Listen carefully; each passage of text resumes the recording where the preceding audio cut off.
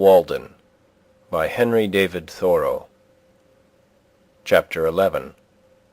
Higher Laws.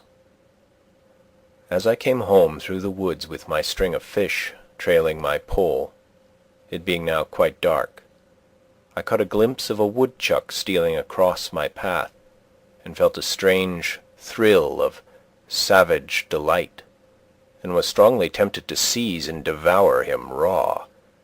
Not that I was hungry then, except for that wildness which he represented. Once or twice, however, while I lived at the pond, I found myself ranging the woods like a half-starved hound, with a strange abandonment, seeking some kind of venison which I might devour, and no morsel could have been too savage for me. The wildest scenes had become unaccountably familiar. I found in myself, and still find, an instinct toward a higher, or as it is named, spiritual life, as do most men, and another toward a primitive, rank, and savage one, and I reverence them both. I love the wild not less than the good. The wildness and adventure that are in fishing still recommend it to me. I like sometimes to take rank hold on life and spend my day more as the animals do. Perhaps I have owed to this employment and to hunting, when quite young, my close acquaintance with nature. They early introduce us to and detain us in scenery with which otherwise, at that age, we should have little acquaintance. Fishermen, hunters, woodchoppers, and others, spending their lives in the fields and woods, in a peculiar sense a part of nature themselves, are often in a more favourable mood for observing her, in the intervals of their pursuits, than the philosophers or poets even, who approach her with expectation. She is not afraid to exhibit herself to them.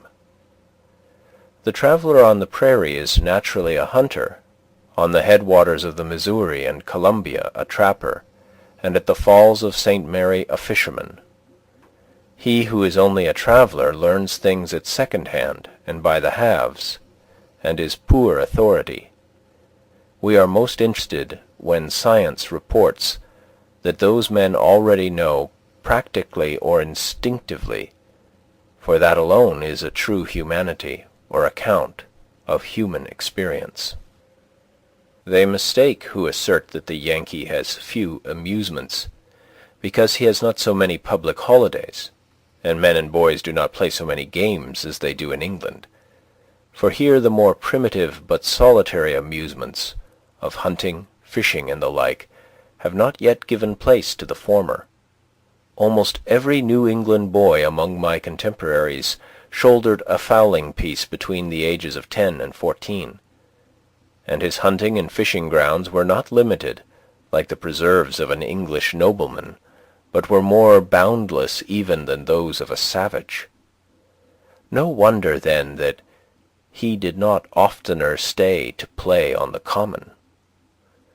But already a change is taking place, owing not to an increased humanity, but to an increased scarcity of game.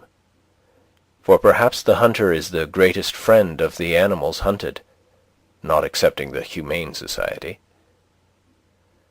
Moreover, when at the pond, I wished sometimes to add fish to my fare for variety. I have actually fished for the same kind of necessity that the first fishers did. Whatever humanity I might conjure up against it was all factitious, and concerned my philosophy more than my feelings. I speak of fishing only now, for I had long felt differently about fowling, and sold my gun before I went to the woods. Not that I am less humane than others, but I did not perceive that my feelings were much affected. I did not pity the fishes nor the worms. This was habit. As for fowling, during the last years that I carried a gun, my excuse was that I was studying ornithology, and sought only new or rare birds. But I confess that I am now inclined to think that there is a finer way of studying ornithology than this.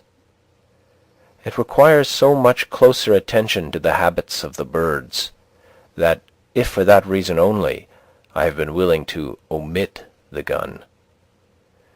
Yet notwithstanding the objection on the score of humanity, I am compelled to doubt if equally valuable sports are ever substituted for these, and when some of my friends have asked me anxiously about their boys, whether they should let them hunt, I have answered, yes, remembering that it was one of the best parts of my education. Make them hunters, though sportsmen only at first, if possible, mighty hunters at last, so that they shall not find game large enough for them in this or any vegetable wilderness. Hunters as well as fishers of men.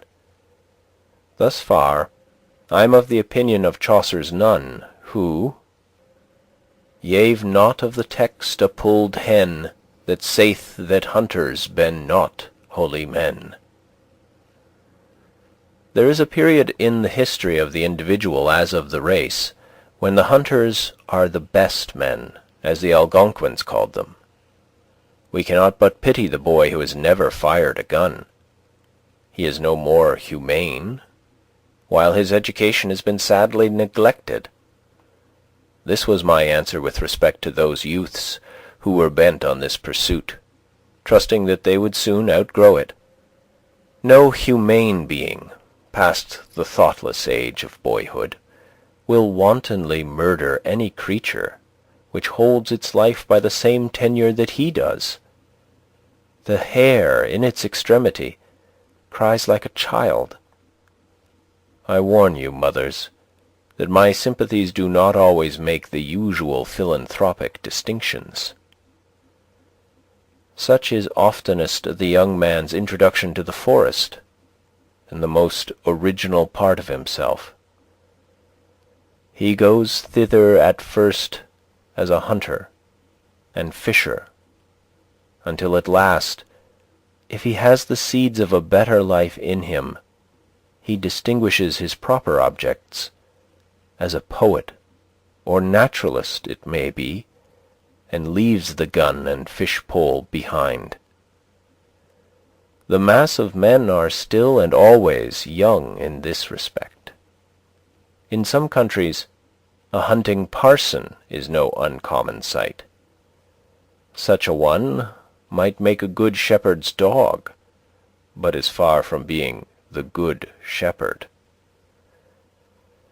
I have been surprised to consider that the only obvious employment, except wood chopping, ice cutting, or the like business, which ever to my knowledge detained at Walden Pond for a whole half-day any of my fellow citizens, whether fathers or children of the town, with just one exception, was fishing. Commonly they did not think that they were lucky or well paid for their time unless they got a long string of fish, though they had the opportunity of seeing the pond all the while. They might go there 1,000 times before the sediment of fishing would sink to the bottom and leave their purpose pure. But no doubt such a clarifying process would be going on all the while. The governor and his council faintly remember the pond, for they went a-fishing there when they were boys. But now they are too old and dignified to go a-fishing, and so they know it no more forever. Yet even they expect to go to heaven at last. If the legislature regards it, it is chiefly to regulate the number of hooks to be used there, but they know nothing about the hook of hooks with which to angle for the pond itself, impaling the legislature for a bait. Thus, even in civilized communities, the embryo man passes through the hunter stage of development. I have found repeatedly of late years that I cannot fish without falling a little in self-respect. I have tried it again and again, I have skill at it, and, like many of my fellows, a certain instinct for it, which revives from time to time. But always when I have done, I feel that it would have been better if I had not fished. I think that I do not mistake.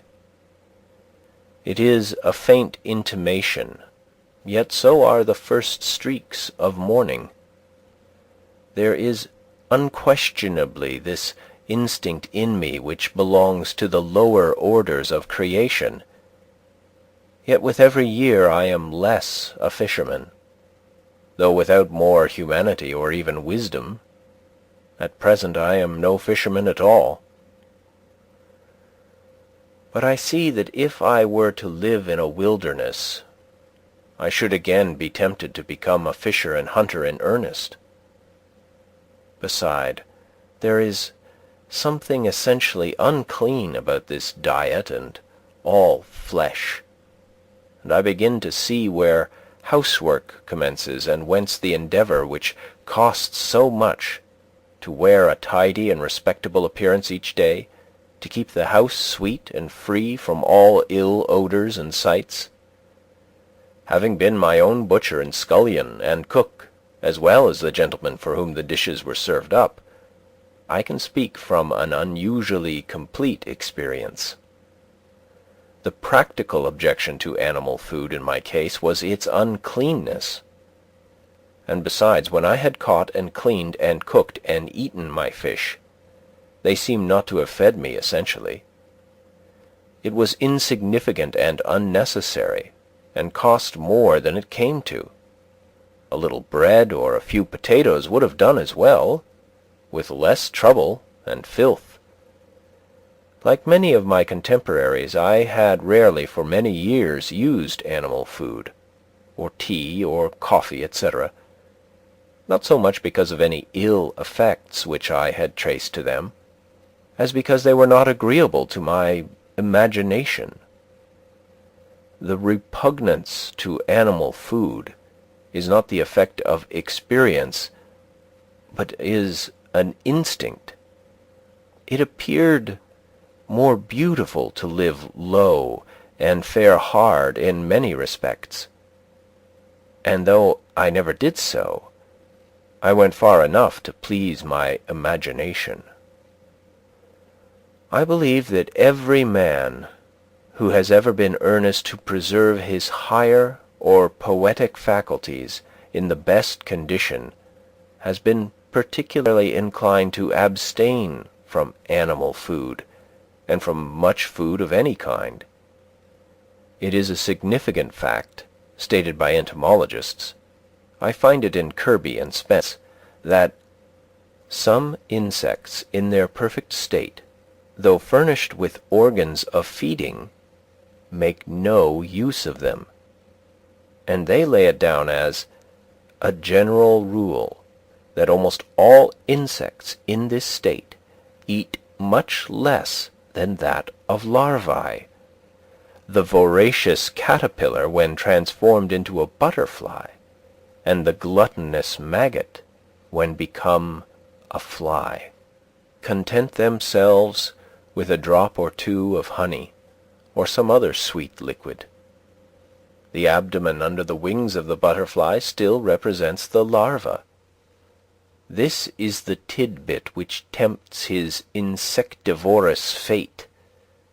The gross feeder is a man in the larva state, and there are whole nations in that condition, nations without fancy or imagination, whose vast abdomens betray them. It is hard to provide and cook so simple and clean a diet as will not offend the imagination.